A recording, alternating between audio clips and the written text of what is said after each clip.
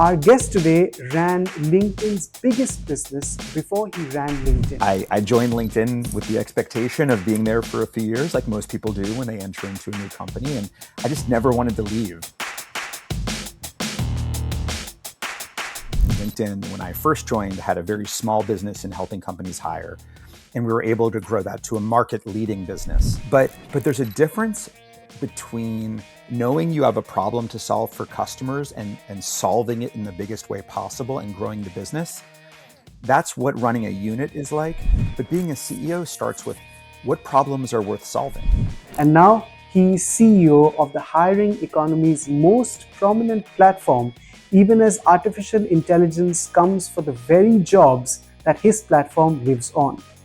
Or does it? The core question that LinkedIn needs to answer is, how do we help people all over the world navigate what is clearly becoming one of the most dynamic and uncertain times in people's careers as AI finds its way into the economy? We're seeing more AI-oriented jobs being created than ever before. So there's a 50% increase in engineering roles specifically built around AI. There's been a tripling over the last decade in the amount of jobs associated with building data centers in India. One of the statistics that we've recently seen is that every job, the skills required to do that job are changing by 12% every year. People putting founder on their profile is up roughly 50% year on year globally, and it's double that rate in India. And we are deploying a number of features that are going to allow us to limit the AI slop on the platform. I think you're going to see agentic tools across a number of use cases on LinkedIn. Well, Dan Shapero would be betting on LinkedIn not just surviving the AI wave, but leading it. Listen in as the man himself joins my colleague Dia Rekhi and I in our latest Corner Office conversation.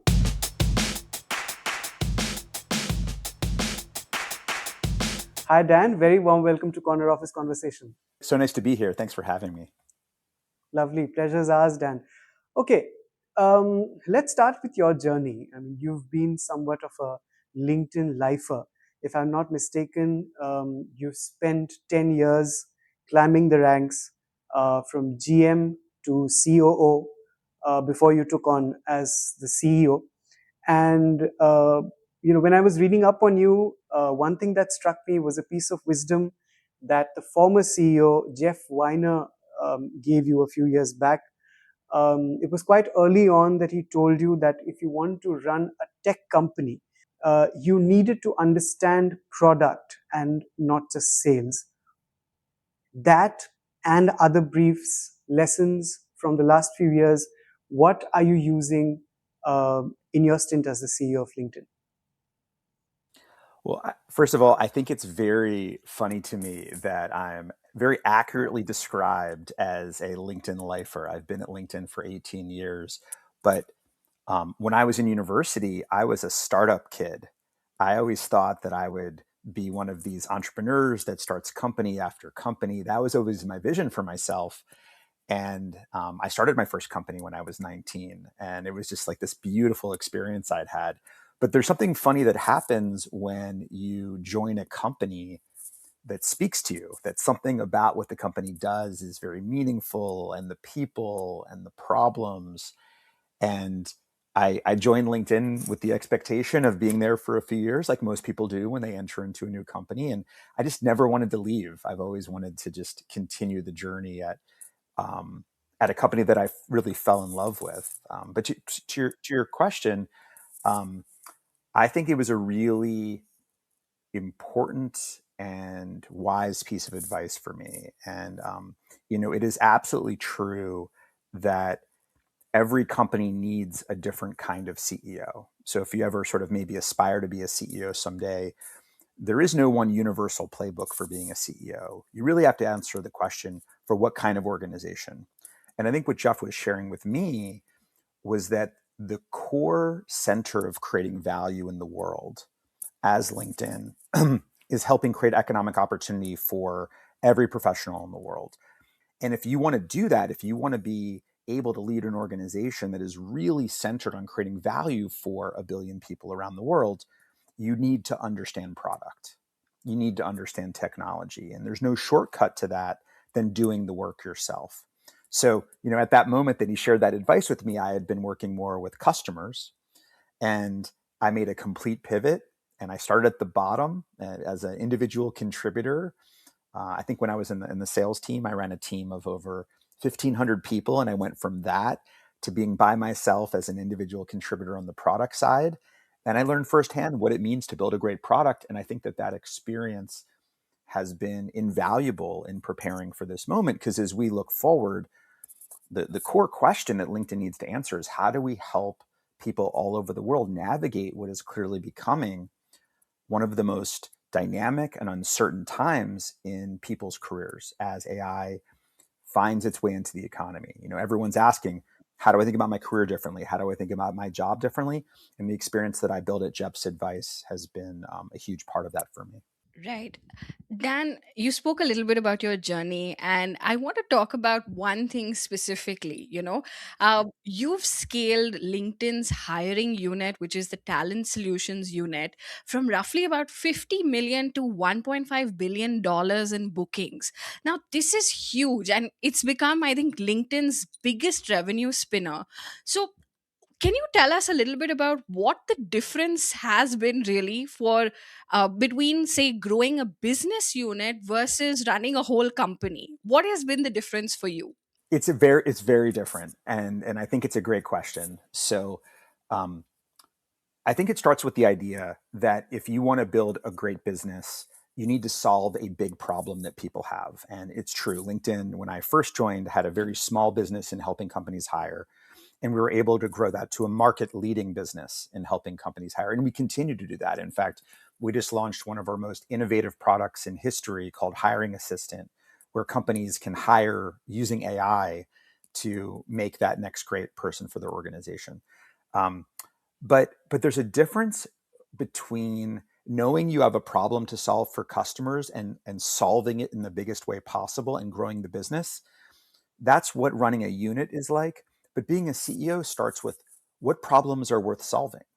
Of all the problems in the world that LinkedIn could solve for people, which ones are we going to invest our time and effort? And how do we make sure that we have the right people and infrastructure and culture to solve each of those problems? So when I was running, talent solutions, it was very much around, how do I help companies hire? And as CEO, it's more looking across the entire landscape and deciding which problems Lincoln's going to devote its time and attention to. And the problems keep changing. What it meant to lead an organization 15 years ago is very different than what it means now. What it means to navigate a career 15 years ago is very different than it is now. Right.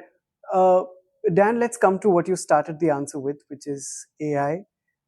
It's an upheaval and an overhaul for the market that is LinkedIn's core. Um, there are shifting fears. I mean, one set of fears, of course, the large overarching set of fears is that it'll snatch jobs. The other set of fears is that companies are already overspending on AI. There is a direct competition with LinkedIn also as a tech company and as a jobs marketplace, but we'll come to that later. What makes you happy about AI and what worries you? Well, I think you're right. It's an incredibly powerful piece of technology, and every time there's a new piece of technology, it begs the question: what opportunities does it unlock? What challenges does it create? And I think that, just maybe to create a little bit of clarity, because we sit on the world's best data set about what's going on in the labor market. And if you look at what's going on with hiring right now, hiring is slower today than it was before the pandemic, but it does not appear to be driven by AI. It appears to be driven by global interest rates. And so, while any individual may feel like perhaps their job prospects feel different than they did a few years ago, that is probably true. That's an authentic feeling. It does not appear to be AI that's doing that. In fact, we're seeing more AI oriented jobs being created than ever before. So there's a 50% increase in engineering roles specifically built around AI in the last decade. There's been and that's in India. There's been a tripling over the last decade in the amount of jobs associated with building data centers in India. And so there's a lot of opportunity being created, but it does beg the question, what does it mean for people's careers? Because the thing that we see is that every single job on the platform, the way that job is done is getting reinvented with AI. So even if the job title is not changing, the skills underneath the job are changing. In fact, one of the statistics that we've recently seen is that every job, the skills required to do that job are changing by 12% every year.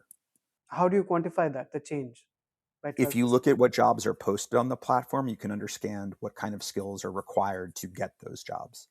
And so even if your title may not be changing, your job is changing. I think that is absolutely the case. Um, so, for us, we see AI as a way to solve more problems, to create more value for customers. But it is going to take a lot of change for individuals and companies to adapt. And I think the people that are thriving right now are those that are welcoming that change. And I think the people that are scared of that change and perhaps avoiding that change, that's where I think the greatest risk is. Can you give our viewers and listeners a sense of what are the kind of roles that you're seeing that are gaining a lot of traction? Maybe new roles that are emerging, new sectors that are really looking out for talent. What should people really look out for today? It's a great question. So I think, as I mentioned, AI is creating many jobs in India specifically. I think there are a number of other trends. So one trend is that U.S. companies are doing more of their R&D hiring in India. So if you look at it in 2019, about 20% of U.S. company R&D hiring was in India. Now it's 41%. So you're seeing that over the course of the pandemic, a lot of companies realize that they can move more and more of their R&D capabilities into India. So I think that's one trend. Another trend that we're seeing globally is a trend towards more people being founders. So people putting founder on their profile is up roughly 50% year on year globally, and it's double that rate in India. So almost 100% or more than 100% growth in India, people embracing being a founder. And I think it's not a coincidence that that's happening at the same time that AI is becoming so prevalent, because AI allows people to do more on their own, right? They feel like they can access the technology to do a broader range of skills, accomplish more work. And that may mean starting a company or operating with a small group of people to do things that historically only a bigger company could have done. So we're seeing a continued trend towards R&D in India, but we're also seeing a trend towards small business and more people being founders. A basic question: how is the Indian professional navigating LinkedIn, and how is it different from the way they used to, say, 5 years back? And how is it different from, say, a US professional does it? Well, I think there are two trends that come to mind. I think the first trend, and this is a global trend, is that there's just more changing in people's jobs than ever before. And they're trying to turn to platforms like LinkedIn to make sense of all of the news. And increasingly, they're turning to creators to be that trusted voice. This piece of news happened yesterday. What does it mean for me? And they're often listening to people who every day are showing up on platforms like LinkedIn trying to explain all of the change happening in the world. So we're seeing a rise in content consumption, and we're seeing a rise in trust going towards creators in the professional landscape. So I think that's one big trend. I think the other big trend is that AI has making it easier for people to embellish their accomplishments. When people apply to jobs, they'll go to AI and they'll say, write me a resume for this job. And it's getting harder and harder for employers to determine which credentials are accurate and which ones are embellishments. And so one of the things that we're really investing in is a layer of verification across LinkedIn. So we started with just profile verification. Is this person real? And we have over 100 million people globally on LinkedIn that are using LinkedIn to verify themselves. But we're now moving into skill verification. So we launched this product called Connected Apps, where any member can connect their profile to software they use to do their job. And that piece of software can indicate that this is a person that understands these parts of my product. It's a top 10% user. And oftentimes companies hire not just for skills, but for people that use and are proficient with certain tools.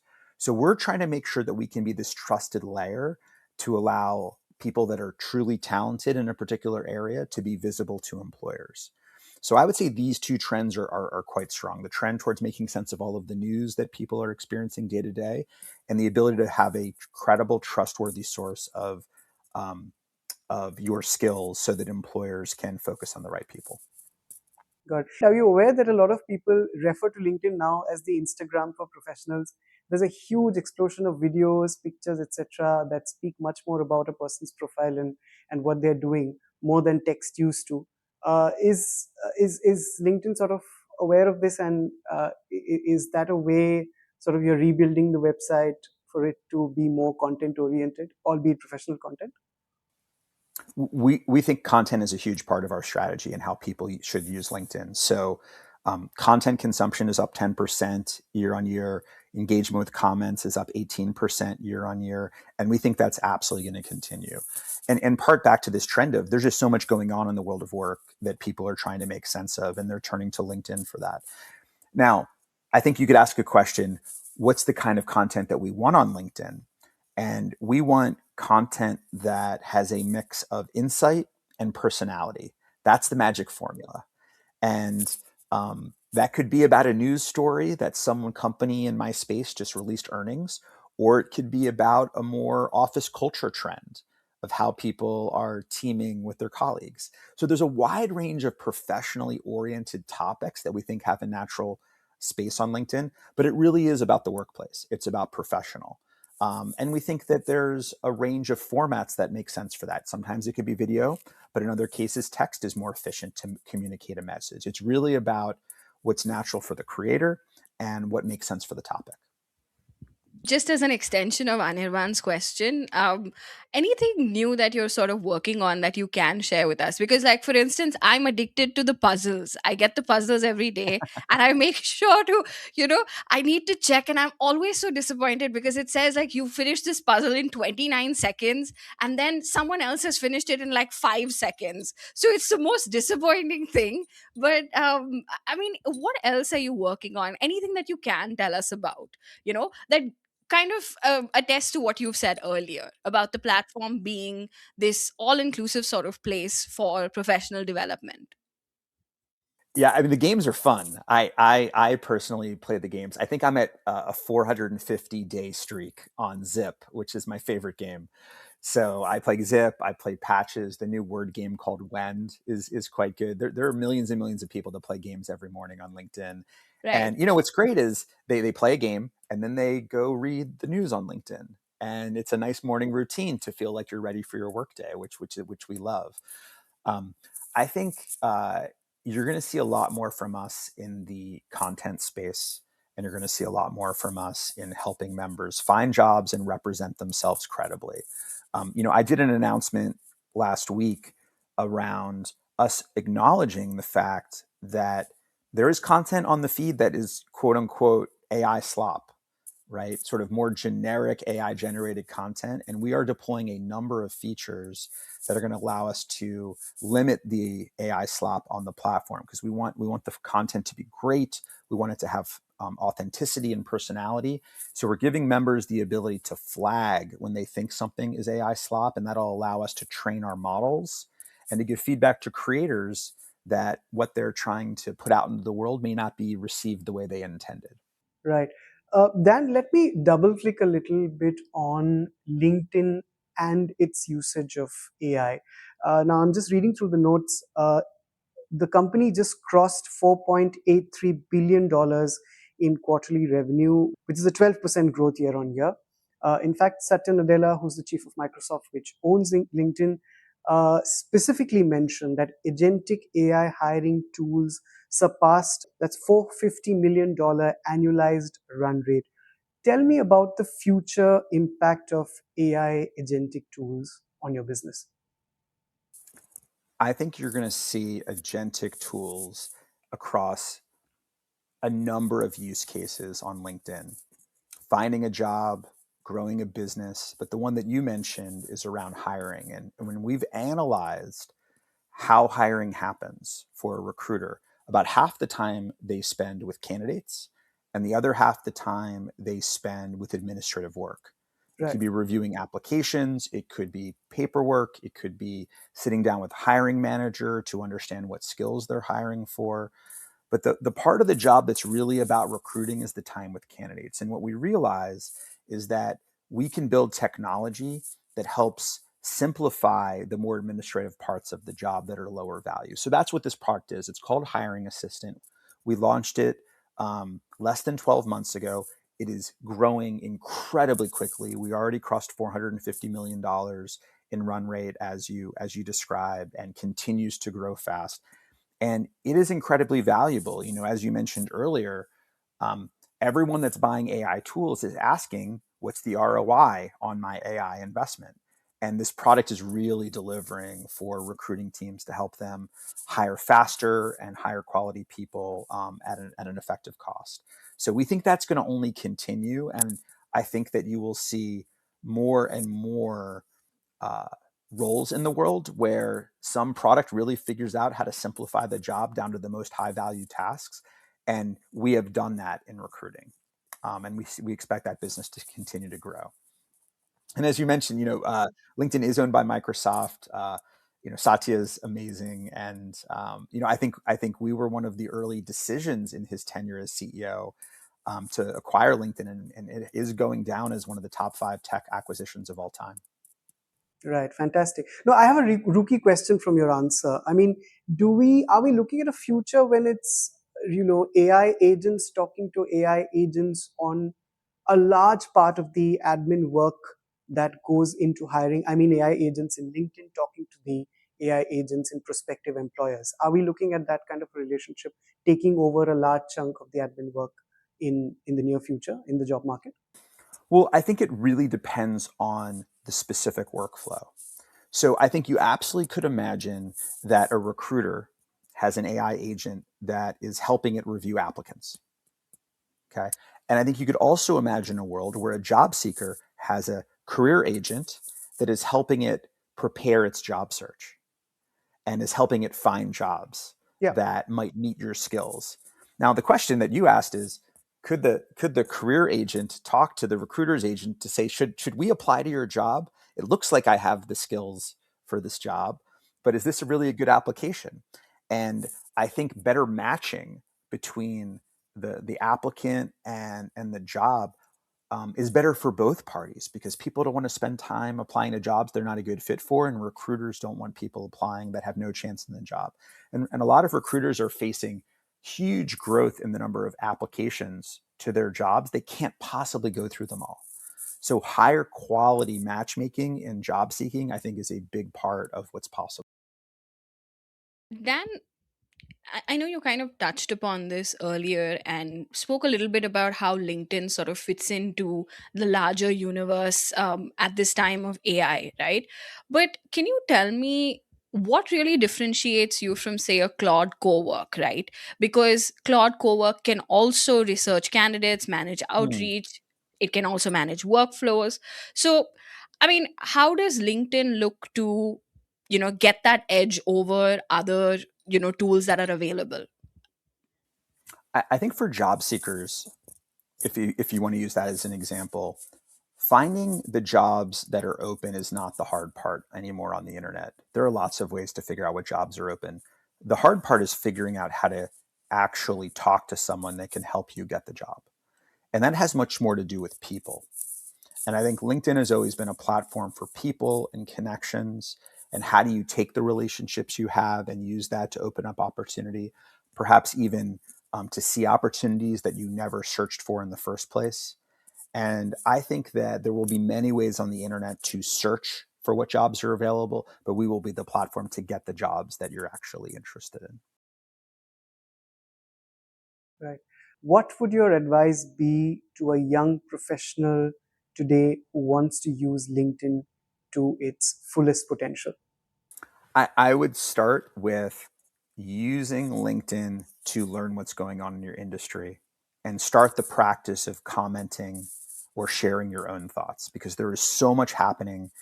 And um, as someone that leads a large organization, I notice when certain employees comment and share insightful things, and it helps build my own perspective.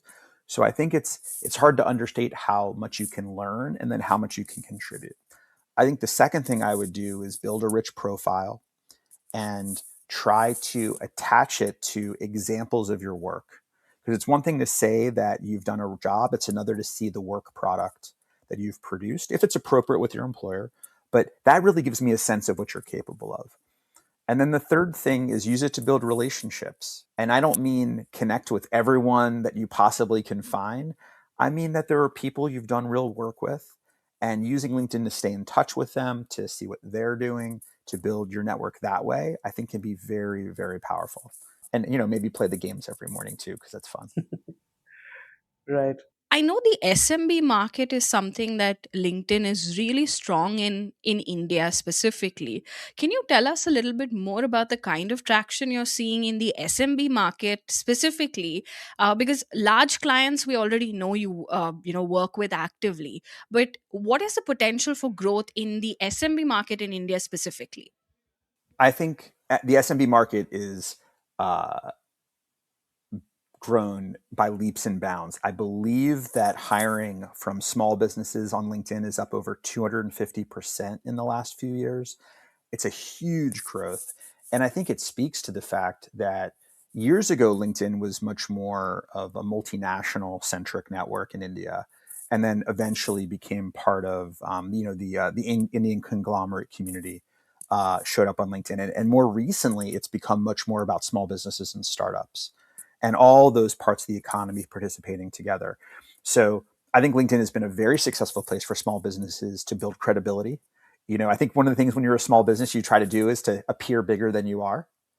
And one of the ways you can do that is by sharing insightful information, by building a following, by participating in conversations on the platform. And so I see more and more entrepreneurs using LinkedIn as a platform to build credibility.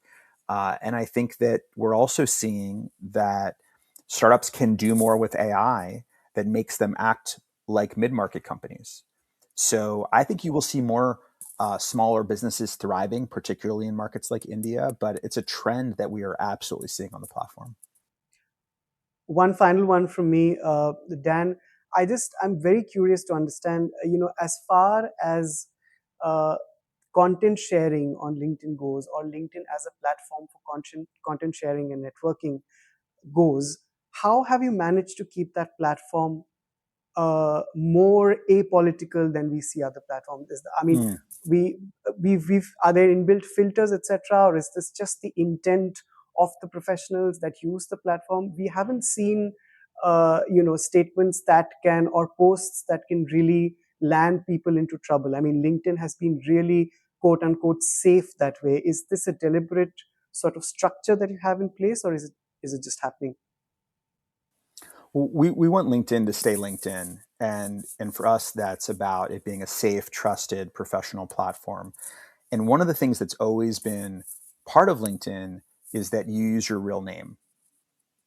Of And course. when you have to use your real name and the people that you're sharing content with tend to be the people you work with, I think you think differently about what you're going to share. You do it more constructively, you do it on topics that feel appropriate for a work conversation. And I think that tends to orient the conversation around things that are happening in your industry, things that are happening in your function. And we love that. That's the kind of content that we want on the platform. That's the kind of content that we believe unlocks economic opportunity for people, helps them stay up to date, helps them learn skills. So I think the intention of the platform is very deliberate, and I think the use of real names makes a big difference. Right. Dan, thank you so much for joining us. This was a wonderful conversation.